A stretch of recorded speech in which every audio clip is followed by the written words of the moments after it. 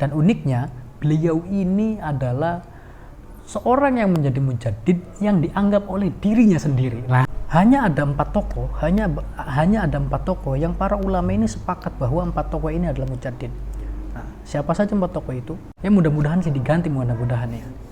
Mudah-mudahan Bapak Wapres, Bapak Menteri Agama ini bisa melihatnya, bisa melihat video ini sehingga bisa mengganti kurikulum itu, bisa mengganti kurikulum. Karena nantinya miss, bagaimana kita tahu Imam Syafi'i, sedangkan Imam Syafi'i saja tidak dicantumkan di buku anak-anak gitu loh, di buku anak-anak sekolah.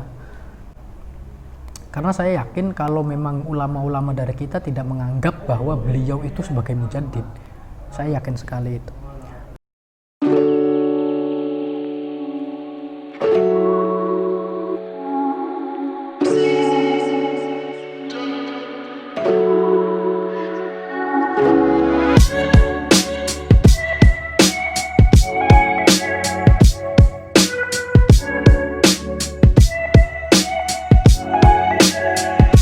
Assalamualaikum warahmatullahi wabarakatuh.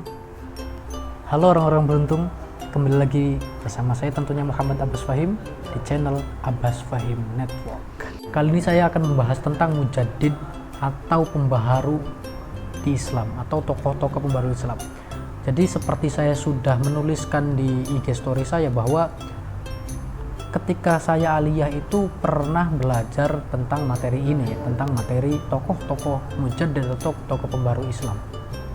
Tetapi di situ saya menemukan kejanggalan, ada satu tokoh yang menurut saya tidak pas untuk dikategorikan sebagai pembaharu Islam. Sebelum masuk ke situ, kita harus tahu dulu apa itu mujaddid. Lalu syarat-syaratnya mujaddid itu apa sih? Nah, oke. Kita masuk ke pengertian mujaddid. Pengertian mujaddid, ulama berpendapat bahwa mujaddid itu adalah, kalau di kitabnya Syekh Yasin Al-Fadani yang kitabnya yaitu Fawaidul Janiyah, itu bahwa mujaddid itu adalah man yuhyi ma indarosa minad dini wa yubayyinus sunnah minal bid'ah. Atau kalau kita artikan adalah seseorang yang menghidupkan kembali ajaran-ajaran agama yang telah hilang atau yang telah rusak, menjelaskan sunnah dan menjelaskan sunnah-sunnah Nabi. Jadi dijelaskan itu mana sunnah dan mana yang bid'ah, mana yang perlakuan Nabi, mana yang bukan perlakuan Nabi. Memang Nabi Muhammad sendiri sudah memberikan isyarat tentang mujaddid itu. Rasulullah sudah bersabda bahwa innallaha yab'atsu li hadhil ummah ala ra'si kulli mi'atin man yujaddidu laha dinaha. Jadi Allah itu setiap 100 tahun, di ujung setiap 100 tahun sekali Allah akan mengutus satu orang atau beberapa orang untuk memperbaharui agama Allah,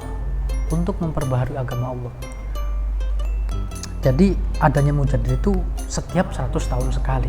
Kalau melihat hadis tadi, bahwa yang diutus oleh Allah tentunya adalah bukan orang-orang sembarangan.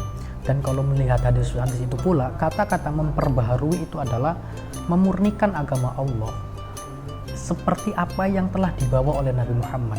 Yang intinya itu adalah mencegah penyelewengan tafsir Quran atau hadis, serta merelevansikan hukum-hukum fikih yang ada sesuai zaman atau sesuai waktu dan tempatnya. Tentunya yang bersumber dari Al-Quran, hadis, qiyas dan ijma atau ijma dan qiyas. Tapi tidak ada satupun penjelasan yang menjelaskan siapa itu mujaddid itu sendiri. Di Quran itu tidak dijelaskan mujaddid ini. Atau di hadis pun tidak menjelaskan, Nabi Muhammad tidak pernah menjelaskan mujaddid ini akan tahun segini, ini akan muncul seorang namanya ini, tidak pernah. Sehingga ulama ini berbeda pendapat menganggap seseorang untuk menjadi mujaddid. Sehingga mujaddid ini pelabelan atau gelar yang sangat subjektif ya. Bisa misalkan dari satu golongan ini imam ini, tapi golongan ini yang lain. Itu begitu kalau mujaddid ya. Hanya ada 4 tokoh, hanya ada 4 tokoh yang para ulama ini sepakat bahwa 4 tokoh ini adalah mujaddid. Nah, siapa saja 4 tokoh itu? 4 tokoh itu hanya, yang pertama adalah Khalifah Umar bin Abdul Aziz, yang kedua adalah Imam Syafi'i, yang ketiga itu adalah Abu Hasan Ali Al-Asy'ari, dan yang keempat itu adalah Imam Ibnu Surayj. Hanya 4 ini yang ulama ini sepakat bahwasanya keempat ini adalah mujaddid. Selebihnya itu ada yang menganggap dan ada yang tidak. Nanti saya akan jelaskan dari kurun pertama dan sampai kurun terakhir siapa saja mujadidnya dan siapa saja yang menganggapnya. Para ulama pun berbeda pendapat tentang mujadid ini sebenarnya setiap 100 tahun sekali itu hanya satu orang mujadid atau bisa banyak orang. Hajar al-Asqalani pernah berkata dalam kitabnya Fathul Bari yang menyarahi Sahih Bukhari bahwa mujadid ini setiap 100 tahun sekali ini tidak mesti pada satu orang, tetapi bisa saja beberapa orang sesuai funnya atau sesuai disiplin ilmunya masing-masing. Bisa saja kurun pertama 2, 3 bahkan lebih, atau yang kurun keduanya 5 bahkan sesuai funnya masing-masing. Itu menurut Imam Ibnu Hajar al-Asqalani. Lalu apa saja sebenarnya syarat-syarat mujadid itu? Syarat-syarat mujadid itu yang pertama ya tentunya alim dalam bidang agama. Yang alim plus tabahur. Tabahur ini adalah ilmunya melaut. Maksudnya ilmu melaut itu adalah ilmunya ini sangat banyak, sangat menguasai beberapa ilmu. Bahkan sebagian ulama itu berpendapat bahwa yang namanya mujadid ini harus berupa mujtahid. Ya seperti kelasnya Imam Syafi'i gitulah. Orang yang memiliki madhab, gampangannya seperti itu mujtahid itu. Atau orang-orang yang berijtihad langsung, yang beristimbat dari Quran dan hadis. Itu mujtahid. Syarat yang kedua, mujadid itu harus mengamalkan ilmunya. Ya tentunya ya. Bisa mujtahid memiliki ilmu tapi tidak mengamalkannya, mengamalkan ilmu. Berarti syarat yang kedua itu adalah mengamalkan ilmunya. Tetapi yang terpenting mujtahid itu adalah memurnikan agama Allah dari penyelewengan-penyelewengan tafsir-tafsir Quran dan hadis dan merelevansikan hukum-hukum fikih sesuai dengan keadaan, sesuai dengan zaman dan sesuai dengan tempatnya. Karena yang namanya fikih, kondisi waktu ini sangat berpengaruh dalam hukum fikih. Lalu syarat yang selanjutnya, seorang mujadid ini harus memberikan manfaat dan harus memberikan ilmunya terhadap ahli zaman tersebut. Jadi pada masanya seorang mujadid ini harus memberikan satu dampak yang besar, satu dampak manfaat yang besar bagi orang yang semasa pada mujadid tersebut ya. Dan ilmunya pun menyebar luas kepada ahli zaman atau orang-orang yang hidup semasa mujtahid tersebut. Tentunya mujtahid ini harus juga memiliki karya-karya yang sangat terkenal ya. Balik ke kejanggalan saya pas waktu SMA atau aliyah, bahwa saya itu janggal ada orang yang dianggap mujtahid tetapi menurut saya ini tidak pantas. Jadi kalau kita melihat klasifikasi syarat-syarat daripada mujtahid itu sendiri, orang tersebut ini menurut saya tidak masuk. Yaitu siapa orangnya? Yaitu Mustafa Kemal Atatürk. Mustafa Kemal Atatürk ini adalah seorang presiden Turki pertama. Jadi Turki itu kan berupa kekhalifahan dulunya, khilafah berupa sistemnya khilafah, lalu mereka reformasi, lalu presiden pertamanya adalah Mustafa Kemal Atatürk. Dan juga memang Mustafa Kemal Atatürk juga melawan ya, ke dalam tanda kutip melawan daripada Kesultanan Turki pada masa itu. Ya maksudnya dari pengertian dan syarat-syaratnya, Mustafa Kemal itu sangat tidak masuk untuk dijadikan seorang mujadid. Ya seperti kita ya tahu lah dengan cerita-ceritanya bahwa Mustafa Kemal itu ya gitulah, cerita-ceritanya sudah kita tahu bersama bahwa justru Mustafa Kemal ini adalah seorang yang melencengkan ya. Jadi melencengkan dari agama. Jadi ajaran-ajarannya itu tidak islami sekali, bahkan tidak islami sekali, sehingga tidak pantas sekali untuk dijadikan seorang mujadid pada masanya. Ya melihat definisi dan syarat-syarat mujadid yang telah saya bacakan tadi.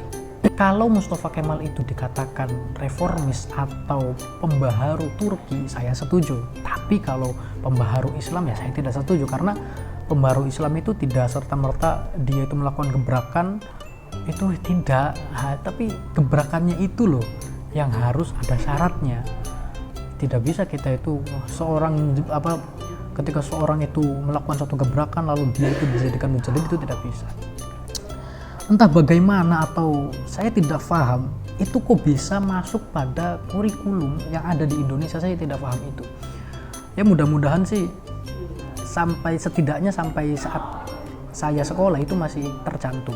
Ya mudah-mudahan sekarang sudah tidak ya, apalagi sekarang itu kan Menteri Agama dan Wapres kita kan itu seorang santri, seorang yang ahli lah dalam bidang agama. Mudah-mudahan sih diganti ya. Saya harap itu menjadikan ya beliau turun langsung melihat apa yang realita yang ada, bahwa ada miss terhadap kurikulum yang ada. Mudah-mudahan ya mendengar ya beliau-beliaunya. Sebenarnya saya juga tidak setuju dengan Syekh Muhammad bin Abdul Wahab itu dicantumkan. Ketidaksetujuan saya ini memang ini sangat subjektif, karena memang saya bukan orang Wahabi. Yang mana Syekh Muhammad bin Abdul Wahab ini seorang Wahabi, pendiri Wahabi, yang mana di Indonesia ini kebanyakan itu adalah NU lah ya, katakan NU atau Ahlus Sunnah wal Jamaah yang tidak sefaham dengan Wahabi itu sendiri. Sehingga sangat aneh ketika mencantumkan Syekh Muhammad bin Abdul Wahab sebagai mujaddid di dalam Islam. Karena saya yakin kalau memang ulama-ulama dari kita tidak menganggap bahwa beliau itu sebagai mujaddid, saya yakin sekali itu. Nah, atau misalkan oke lah dicantumkan, tapi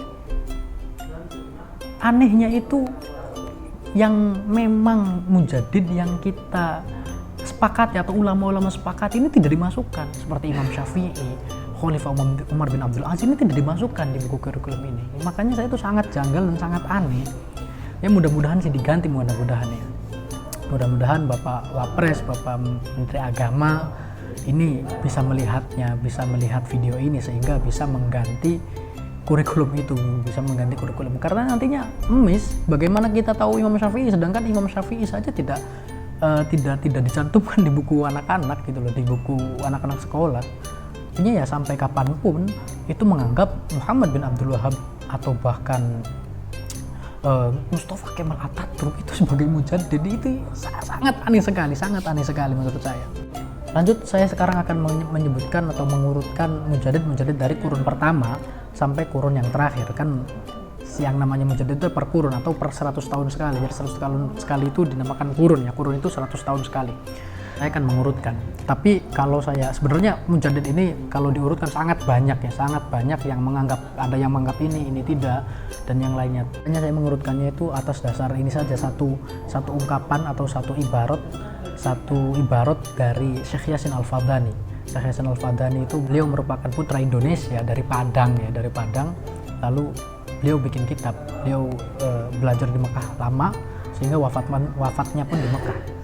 Nah, di situ dijelaskan bahwa mujaddid dari awal kurun awal sampai kurun yang beliau menyebutkan sampai 13. Nanti saya tambahkan yang kurun ke-14-nya. Jadi kalau kita lihat mujaddid ini 100 tahun sekali lah dihitungnya itu. Kalau menurut kitabnya Syekh Yasin itu sesuai Nabi itu hijrah, berarti memakai tahun Hijriyah ya.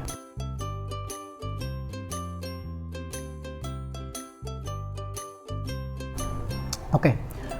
Pada kurun pertama ini ada Khalifah Umar bin Abdul Aziz. Khalifah Umar bin Abdul Aziz ini merupakan satu khalifah dari Bani Umayyah, kekhalifahan Bani Umayyah setelah Khalifah 4. Lalu kan ada dinasti Bani Umayyah. Salah satu khalifahnya itu adalah Umar bin Abdul Aziz, Khalifah Umar bin Abdul Aziz. Beliau lahir pada tahun 61 Hijriah dan beliau wafat itu pada tahun 101 Hijriah. Khalifah Umar bin Abdul Aziz ini diakui oleh semua ulama, seluruh ulama mengakui bahwa beliau adalah mujaddid pada kurun pertama.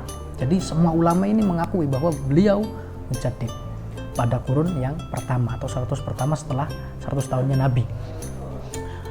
Lalu beliau ini adalah seorang yang memerintahkan kepada ulama untuk membuat disiplin ilmu hadis.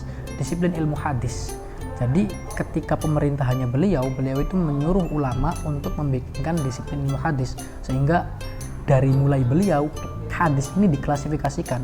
Jadi apa itu yang dinamakan hadis sahih, hadis dhaif, hadis hasan, lalu ada hadis masyhur ahad. Lalu di masanya beliau ilmunya itu adanya di masanya beliau. Lanjut pada kurun yang kedua. Pada kurun yang kedua ini ada Syekh atau Imam Muhammad bin Idris Asy-Syafi'i atau biasa kita kenal itu Imam Syafi'i. Itu Khalifah Umar bin Abdul Aziz, bahwa Imam Syafi'i ini dianggap oleh seluruh ulama bahwa beliau ini adalah mujaddid pada kurun yang kedua. Pada kurun yang kedua ini beliau mujaddid. Jadi beliau ini adalah mujaddid yang memang disepakati oleh ulama. Karya-karya beliau sangat banyak ya. Salah satu yang terkenalnya itu adalah Al-Um, yang mana dijadikan kitab induk daripada mazhab Syafi'i, itu namanya kitabnya Al-Um. Dan juga beliau ini adalah orang yang pertama membukukan disiplin ilmu usul fikih. Nah, sebelum beliau itu ya hanya ada metode-metodenya saja. Lalu pada masa beliau ini membuat atau membukukan disiplin ilmu yang dinamakan ilmu usul fikih, sehingga kita tahu itu mana ayat Quran itu yang am, yang umum, mana ayat Quran yang khos, yang khusus, hadis itu ketika bertabrakan itu bagaimana, ketika ketika hadis dan Quran bertabrakan, seakan-akan bertabrakan itu kita sikapnya bagaimana, itu ada di ilmu usul fikih melalui kitabnya beliau yang sangat masyhur yang dinamakan Ar-Risalah.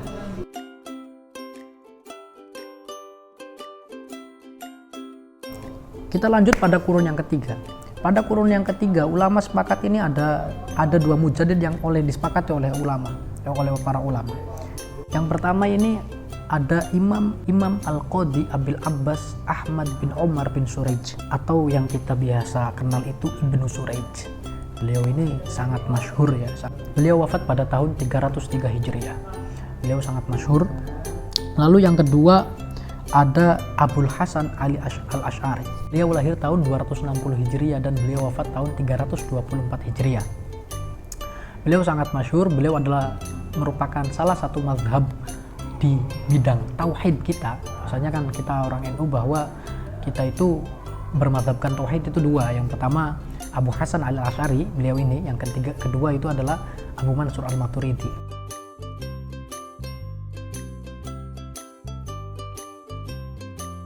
Oke, kita lanjut pada kurun yang keempat. Ada Imam Abu Hamid Ahmad bin Muhammad Al-Isfi'ini. Beliau lahir pada tahun 344 Hijriah dan beliau wafat pada tahun 406 Hijriah. Beliau dianggap sebagai mujaddid oleh Imam Ibnu Athir dan Imam Jalaluddin As-Suyuti. Beliau juga merupakan salah satu orang yang ahli fikih dari mazhab Syafi'i. Beliau juga merupakan ashabus Syafi'i atau santri-santrinya Imam Syafi'i. Pada kurun ini pun Imam Jalaluddin As-Suyuti ini menganggap selain beliau yaitu Imam Abu Sahal Muhammad bin Sulaiman As-Sa'luki. Nah, jadi pada kurun ini menurut Jalaluddin As-Suyuti ini ada dua mujaddid. Yang pertama Imam As-Sa'luki, yang kedua Imam Al-Isfi'ini.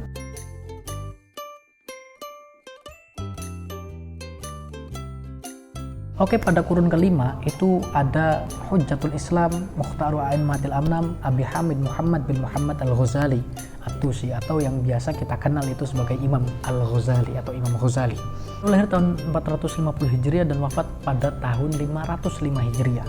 Karya-karya beliau sangatlah banyak ya, dari kitab kecil sampai kitab besar seperti Tahafutul Falasifah, ada Al-Wasit, juga ada yang kitab yang paling fenomenal beliau yaitu karya beliau yang paling fenomenal yaitu Ihya Ulumuddin atau Ihya Ulumuddin yang biasa dikaji-kaji di pesantren.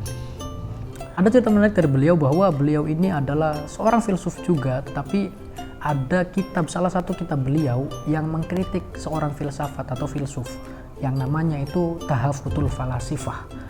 Nah, kitab Tahafutul Falasifah ini adalah kitab yang menerangkan kritikan terhadap orang-orang filsafat atau filsuf.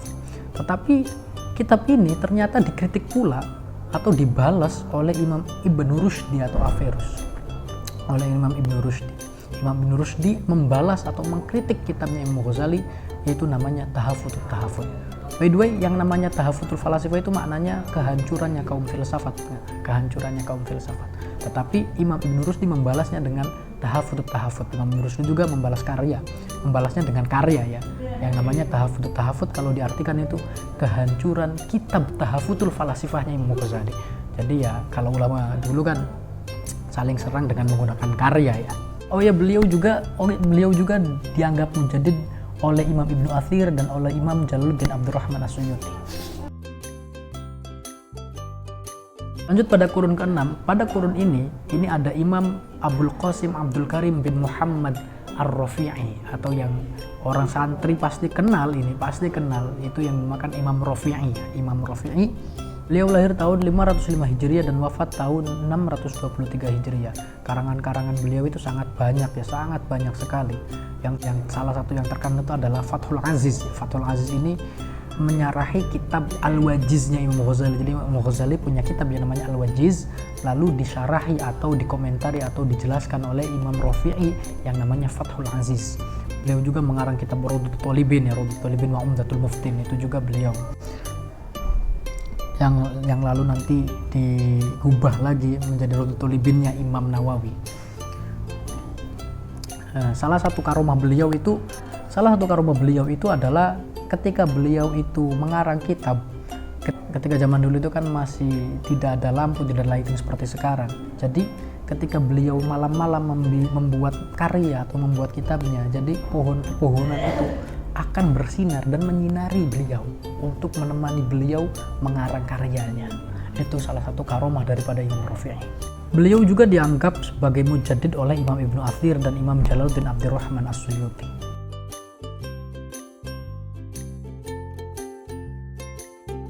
Kita lanjut pada turun ketujuh, itu ada Imam Taqiyuddin Muhammad bin Daqiqil Aid, atau kita biasa kenal itu Imam Ibni Daqiqil Aid. Beliau lahir tahun 625 Hijriah dan beliau wafat tahun 702 Hijriah. Karya beliau diantaranya itu adalah, yang sangat terkenal itu adalah satu kitab atau satu buku yang mengomentari kitab Al-Umdah. Itu karangan Ibni Daqiqil Aid. Dianggap menjadi mujaddid oleh Imam Ibnu Athir dan Imam Jalaluddin As-Suyuti.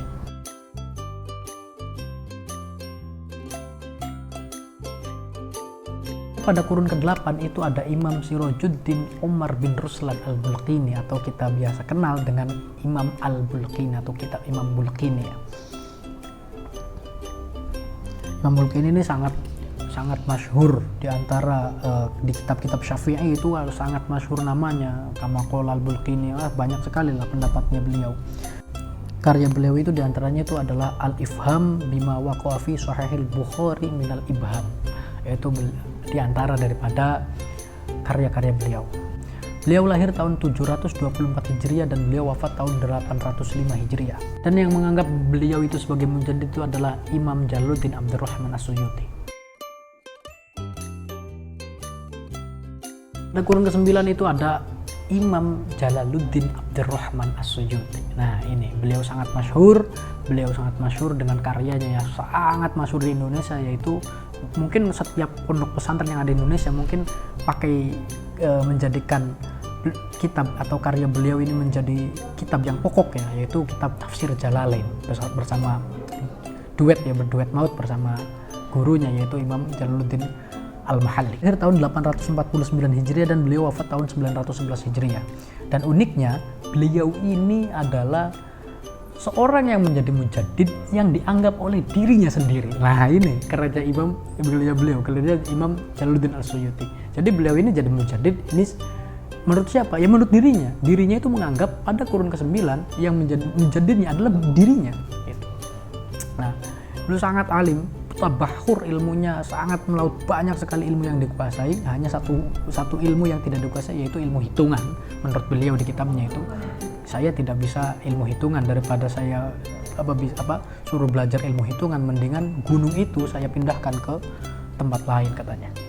Beliau juga salah satu ulama yang wasilah alimnya juga salah satunya itu dari air zam-zam ya. Jadi beliau sebelum minum air zam-zam itu beliau berdoa, beliau membaca sholawat dan beliau berdoa.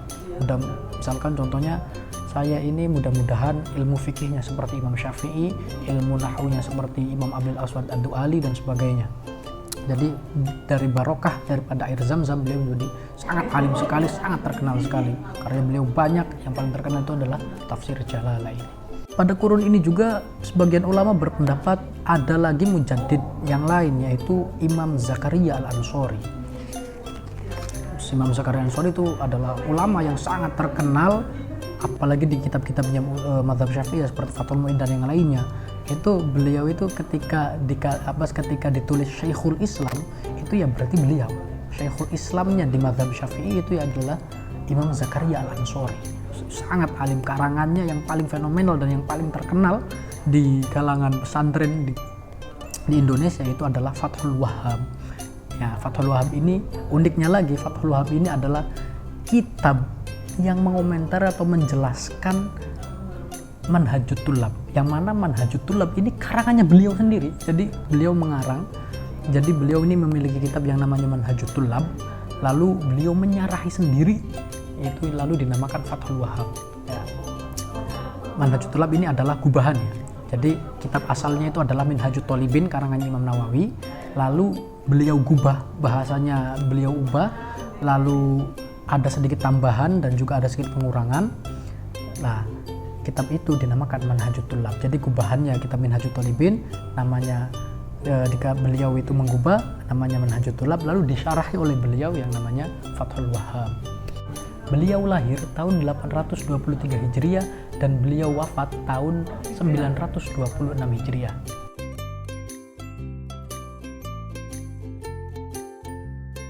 Oke, pada kurun ke-10 ini ada Imam Syamsuddin Muhammad bin Ahmad Ar-Romli As-Shaghir. Kenapa ada As-Shaghir? Karena ada Al-Kabirnya ya. Al-Kabirnya itu bapaknya. Beliau ini kalau di kitab-kitab itu seringnya itu wafta bihil walid, yaitu Al-Romli Al-Kabir. Syihabuddin Ar-Romli, kalau beliau itu kan Syamsuddin Ar-Romli, kalau ayahnya itu Syihabuddin Ar-Romli. Lah yang jadi mujaddid di kurun 10 itu adalah Syamsuddin Ar-Romli As-Shaghir. Ya. Atau biasanya kalau santri-santri ini menyebutnya Imam Romli ya, Imam Romli. Beliau sangat terkenal ya, santri-santri itu sangat pasti tahu, apalagi orang-orang yang santri-santri yang senangnya itu bahthul masail ini pasti tahu ya, pasti tahu beliau itu.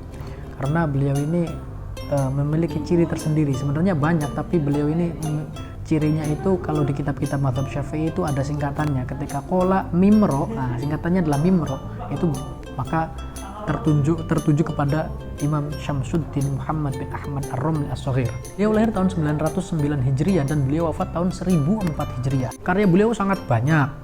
Semua, insya Allah semua santri ini tahu karya beliau, apalagi yang Bahthul Masail juga tahu, yaitu kitab yang mensyarahi atau menjelaskan Minhajut Thalibin, yaitu Nihayatul Muhtaj. Nah, ini kitab Nihayatul Muhtaj sangat familiar, sangat terkenal di kalangan santri. Hanya yaitu Nihayatul Muhtaj Syarhil Minhaj.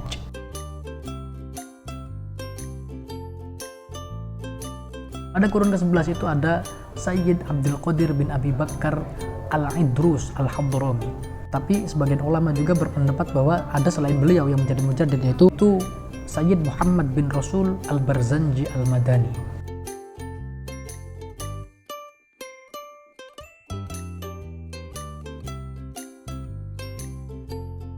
12 itu ada imam, yaitu ada Syekh Sihabuddin Ahmad bin Umar Ad-Dairobi Al-Misri. Tapi di kurun ini juga sebagian ulama berpendapat ada lagi selain beliau, yaitu adalah Syekh Abdul Rauf Al-Bashbishi.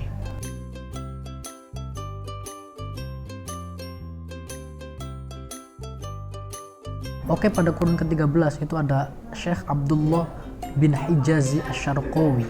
Karya beliau sangat banyak ya, sangat terkenal, dulu ini sangat terkenal. Lalu yang ke-14, nah ini sebenarnya kitab Syekh Yasin ini sampai kurun ke-13 saja, tidak ada sampai ke kurun 14. Beliau itu kan sampai kurun ke-13 ya, adanya Syekh Yasin ini wafat sampai kurun ke-13. Jadi mungkin beliau belum menemukan mujaddid pada kurun ke-14. Nah, tapi banyak sekali ulama yang berpendapat bahwa pada kurun ke-14, pada kurun ini siapa mujaddidnya? Mujaddidnya itu adalah Syekh Mutawalli Asy-Sya'rawi. Beliau itu adalah mufassir yang sangat terkenal. Beliau itu adalah salah satu syekh yang ada di Al-Azhar Mesir. Beliau itu adalah mufassir yang sangat terkenal, yang tafsirnya mungkin sampai saat ini satu-satunya tafsir yang bukan hanya ditulis tapi direkam. Jadi Syekh Mutawalli Asy-Sya'rawi pada kurun ke-14. Oke, makasih yang sudah nonton. Itu saja mungkin yang saya bisa sampaikan. Mudah-mudahan bermanfaat. Barangkali teman-teman semua mau request saya buat konten apa, tinggalin aja di komen ya. Tinggalin di komen. Oke, makasih. Jangan lupa like, komen, dan subscribe channel ini untuk mendukung channel ini. Dan jangan lupa share ke teman-teman kalian. Assalamualaikum warahmatullahi wabarakatuh. Dadah.